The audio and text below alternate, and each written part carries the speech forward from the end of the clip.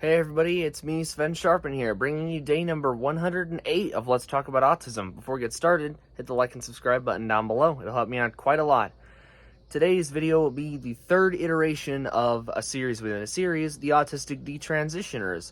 This one about Laura Becker, who's been on the detrans scene for many years. She started before Chloe Cole did, and well before Simon and Maya Price.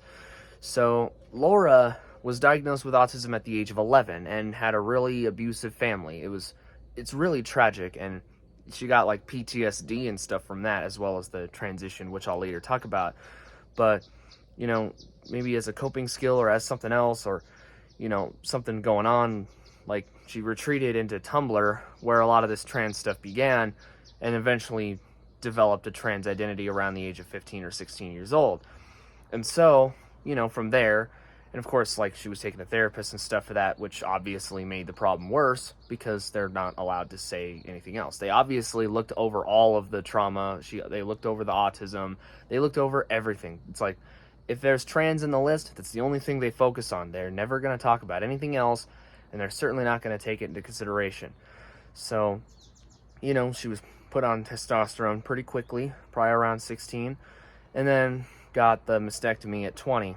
So that's just really sad. And she, I think, detransitioned about a year or two after that, so around the age of 21, 22 years old, so just before COVID, actually. She's a little older than Chloe and I and Simon. So she's been on the detrans scene for quite a while, and she's making a book, so, I don't know if I'm going to be able to get it, but I'll get it as soon as I can, even if it's not the day it releases.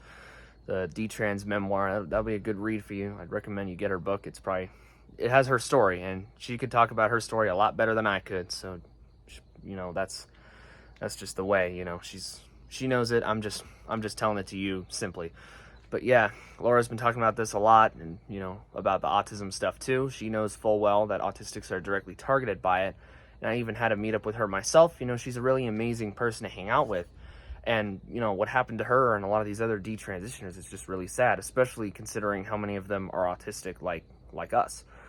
It's just absolute nuts, and we're going to do everything we can to prevent this from happening to those of us ever again, or really any child. Every child deserves to grow up whole and healthy.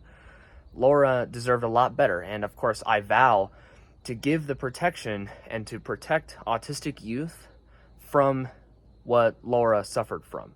So Laura herself has said, I needed someone to protect me. I needed someone to help me.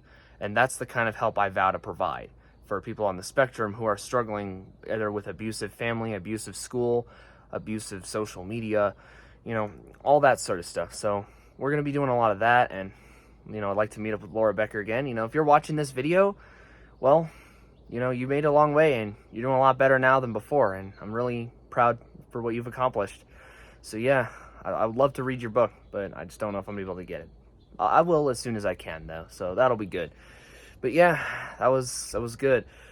That was day 108 of Let's Talk About Autism. I'll see you on day 109. Thank you very much for watching, and goodbye.